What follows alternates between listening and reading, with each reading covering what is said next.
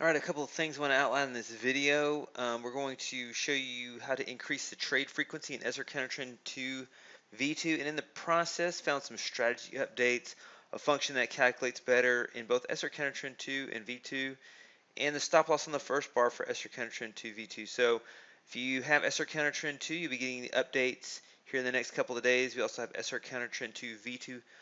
We're finishing up in NinjaTrader. So this is a TradeStation update. You can also use these parameters in NinjaTrader or multi-charts. And here is the current version of S&P counter trend 2 V2 5-minute on E-mini S&P. And we've talked about this before because the average trade profit is something that we like a lot. And so you see the results. The short side has over $100 average trade profit. We're on 428 trades in 12 years. So, we'd like to maybe see a little bit more trades each year. What can we do to improve the number of trades each year? You see 17 trades to 40 trades. Sometimes you get 40, 45, 46 trades. In the last 12 months, 49 trades. So the more volatility, the more trades. So 50 trades a month would be about 4 trades a month. And then some months it won't trade. But what can we do to increase the frequency? I found a way to do that. And there's one basic thing you need to do. And I'm going to change these. I'm going to show you what you change in your S&P counter trend to V2. Is you change this to zero point 0.5. You change this to 1.5. This is the main change that increases the frequency, the number of deviations. If you lower this number, you'll get more trades.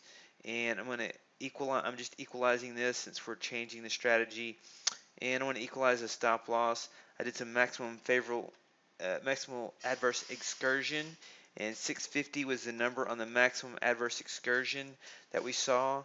There were no trades that were beyond 650, and so we just set that to 650. We just changed those three things. We equalized the percent range long. We equalized the stop loss for maximum adverse excursion based on what it looked like after only changing the number of deviations. And so this was actually what we changed first, is the number of deviations, and then we came back and equalized these things. So I'm going to show you the performance now, and you'll see the difference here. All right, so we get 764 trades, it's about 75% more trades than before.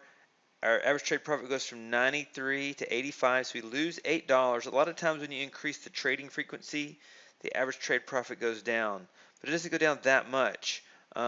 You go from 39 to 65. That's good, and you increase your drawdown by about 1,200. So the number that goes up, if this number goes up, net profit as a percentage of drawdown, and you don't lose too much on this, it can be a good modification. You can trade more, you can get a higher potential net profit, and here is the equity curve on this. So we see the times when it's gone through drawdowns and it made an equity peak, it had a nice run. Drawdown, this is kind of a longer drawdown, and then a nice run, drawdown, nice run, drawdown, nice run. And so right here we're at this drawdown, and then question is, will we get the nice run? And so this is the higher frequency update parameters that you can set up.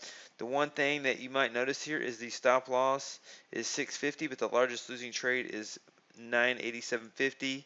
Why does that happen? Let's go back to our trade graphs, maximal adverse excursion.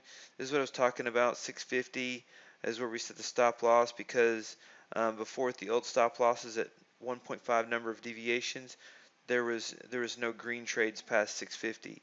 But we get this one trade here on February the 6th, and it has to do with the fact that, I'm going to go back to February 6th here, it has to do with the fact that there is no stop loss on the first bar for S&P counter trend 2 V2. And we missed this on the initial revision because we have to separate the longs and shorts by using the market position.